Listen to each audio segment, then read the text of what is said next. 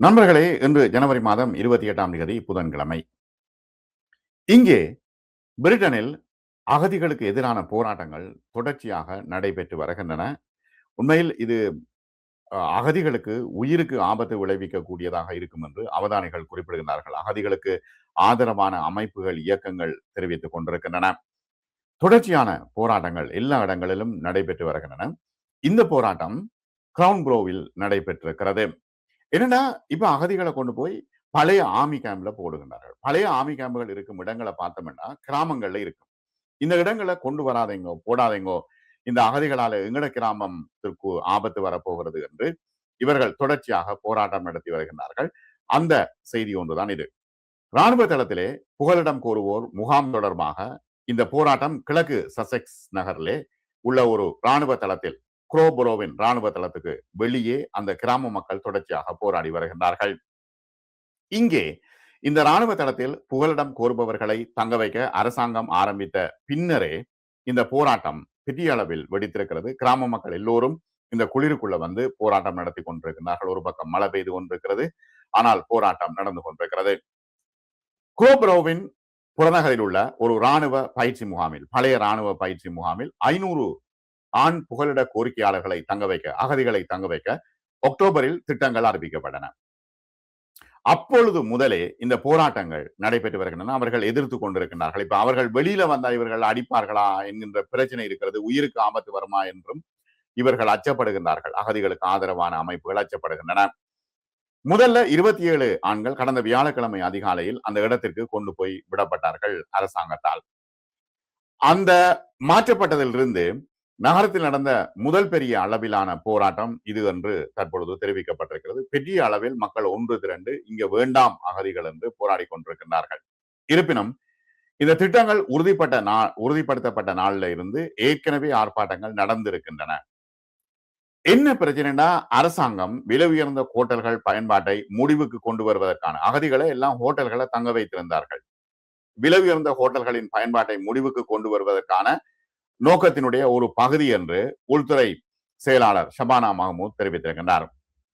அவர் சொன்னார், இந்த குரோபரோ ஒரு ஆரம்பம் மட்டும்தான், இனி தொடர்ச்சியாக பழைய இராணுவ முகாம்களை எல்லாம் பிடிச்சு அதுல கட்டில போட்டு இவர்களை கொண்டு போய் அங்கே தள்ள போகின்றோம் என்று தெரிவித்திருந்தார். ஏற்கனவே நான் இந்த விஷயத்தை செய்தியாக நான் குறிப்பிட்டிருந்தேன்.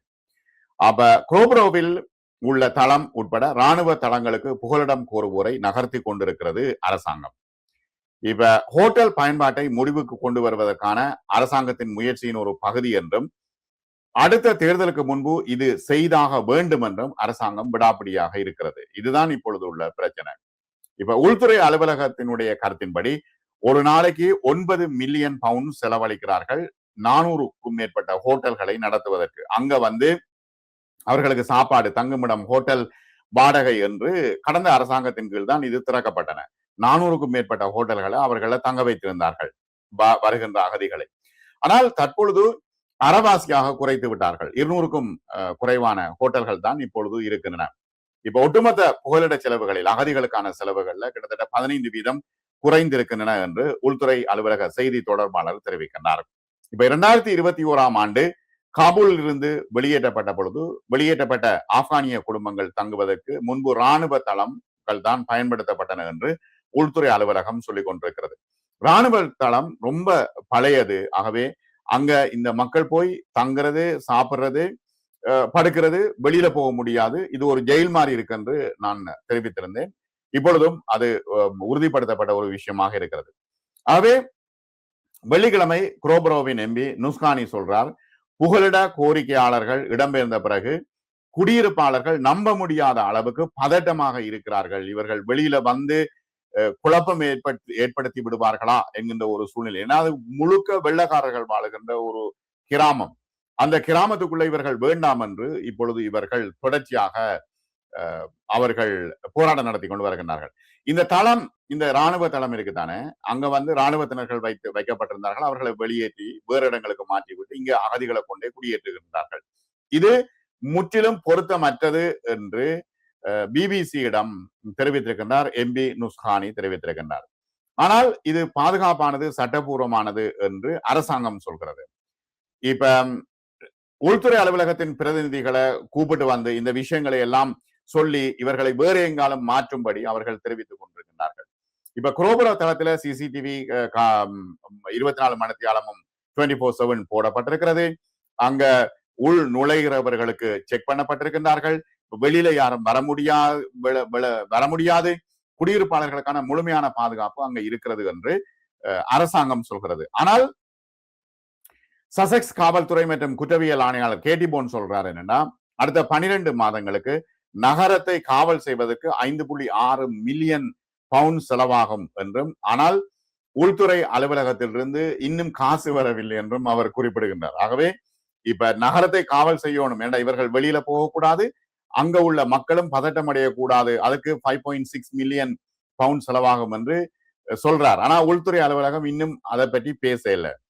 ஆகவே உள்துறை அலுவலகத்தை ஊடகவியலாளர்கள் தொடர்பு கொண்ட பொழுது அவர்கள் சொல்கின்றார்கள் தாங்கள் இதை பற்றி பேச விரும்பவில்லை என்று. ஆனால் முகாம் மூடப்படும் வரை அவர்கள் சொல்கின்றார்கள், அந்த கிராம மக்கள் சொல்கின்றார்கள், நாங்கள் தொடர்ச்சியாக ஒவ்வொரு நாளும் போராட்டம் நடத்துவோம் என்றதுல மாற்று கருத்தில்லை என்று அவர்கள் சொல்கின்றார்கள்.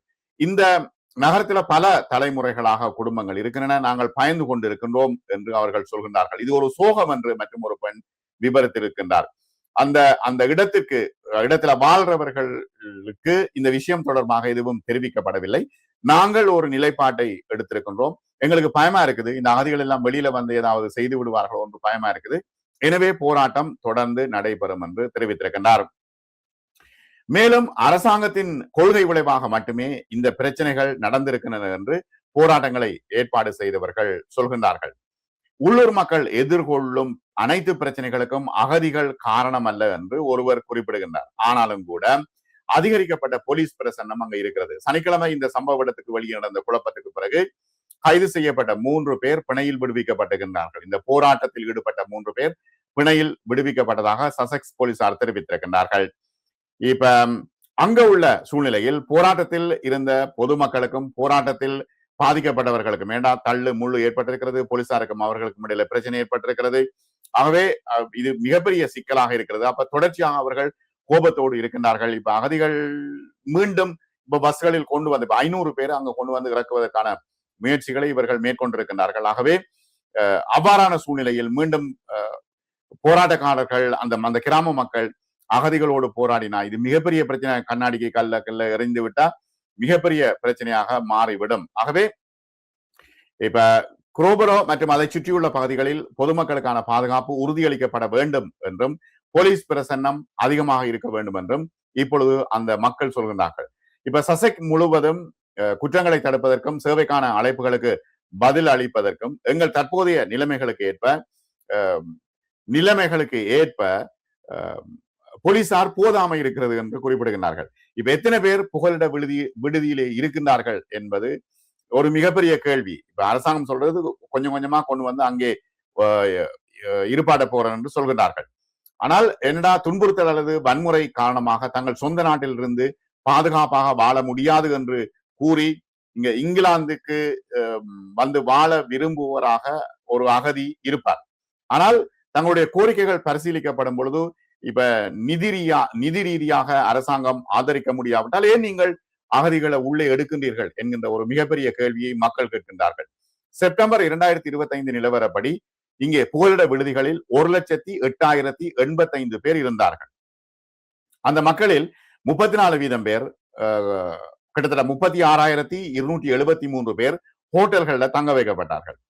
பிற இடங்கள்ல HMOக்கள் மற்றும் வீடுகள்ல முன்னாள் இராணுவ தளங்கள் போன்ற போதுமான பகிரப்பட்ட இடங்கள் இல்லாத பொழுது இவை பயன்படுத்தப்பட்டன. ஆனால் இப்பொழுது என்னன்னா 2029 ஆண்டுக்குள்ள ஹோட்டல்களை பயன்படுத்துவதை நிறுத்த அரசாங்கம் உறுதி அளித்திருக்கிறது. ஆகவே இவர்களை கொண்டு போய் இந்த இராணுவ முகாம்களில் தள்ளுகின்றார்கள். அதிகமான மக்கள் இங்கிலாந்தின் மற்ற இடங்களை விட இங்கிலாந்தின் தெற்கில் உள்ள ஹோட்டல்களில் தான் அதிகமாக இருக்கிறார்கள். இங்கிலாந்து வடக்கு மற்றும் ஸ்கொட்லாந்தில் அதிகமாக ஹோட்டல்கள் இருக்கின்றார்கள். புகலிட கோரிக்கையாளர்களுக்கான நிலுவைத் தொகை எவ்வளவு பெரியது என்று அரசாங்கம் தற்பொழுது சொல்லிக் கொண்டிருக்கிறது. ஒருவருக்கு புகலிடம் வழங்க வேண்டுமா என்பதை அரசாங்கம் தான் முடிவு செய்யலாம். ஆனால் அதுக்கு பல ஆண்டுகள் ஆகலாம். இப்ப அடுத்த அரசாங்கம் என்று சொல்லும் பொழுது இப்ப டோரி எம்பிக்கள் எல்லோரும் போயிட்டு நைஜல் ஃபராஜோடு சேர்ந்து கொண்டிருக்கின்றார்கள். ஒவ்வொரு நாளும் ஒவ்வொருத்தராக போய் சேர்ந்து கொண்டிருக்கின்றார்கள். அண்மையில் சுசீலா பிரமன் வந்து போய் சேர்ந்திருக்கின்றார். ஆகவே இவர்கள் எல்லோரும் அகதிகளுக்கு எதிரானவர்கள். அப்ப எல்லாரையும் கூட்டு மொத்தமாக கூண்டோடு தூக்கி அடுத்த அரசாங்கம் இவர்கள் வரக்கூடிய வாய்ப்புகள் இருக்கின்றன என்று சொல்லப்பட்டு கொண்டிருக்கிறது. ஆகவே நைஜல் ஃபராஜ் பிரதமராகிவிட்டார் என்றால் முதல் விஷயம் என்ன, அகதிகளை கூண்டோடு தூக்கி அனுப்புவதுதான் அவருடைய வேலையாக இருக்கும். அதுக்குள்ள சுசீலா போய் சேர்ந்திருக்கிறான். அப்ப அவவும் அகதிகளுக்கு எதிரான நடவடிக்கைகளை ஏற்கனவே மேற்கொண்ட ஒரு எம்பி. ஆகவே இவ்வாறான சூழ்நிலையில் செப்டம்பர் 2025 கோரிக்கையில் முதல் முடிவுக்காக காத்திருப்பவர்கள் அகதிகள் எத்தனை பேர் தெரியுமா? 80,841 பேர் நிலுவையில் இருக்கின்றார்கள். அப்ப செப்டம்பர் 2025 நிலவரப்படி இரண்டாவது முறையாக புகலிடம் மறுக்கப்பட்டவர்கள் 69,670 பேர் அகதி அந்தஸ்து மறுக்கப்பட்டவர்கள். இவர்கள் நீதிமன்றத்தில் தீர்ப்பை எதிர்த்து மேல்முறையீடு செய்திருக்கிறார்கள். ஆகவே இந்த புள்ளி விவரங்கள் அகதி கோரிக்கைகள் மூலமாக அரசாங்கத்தை நெருக்குகின்றன. எனவே அகதிகளுக்கு ஒரு சொகுசான இடத்தில் வைக்க முடியாது. அவர்களை கொண்டு போய் இராணுவ முகாம்களில் தான் கொண்டு போய் வைக்க வேண்டும். ஆகவே இது ஒரு மிகப்பெரிய பிரச்சனை. இராணுவ முகாமை சுற்றியுள்ள மக்களுக்கும் அகதிகளுக்கும் மிகப்பெரிய சண்டை ஏற்பட போகிறதா என்கின்ற கேள்வியும் எழுகிறது. மற்றும் ஒரு காணொளியில் சந்திப்போம்.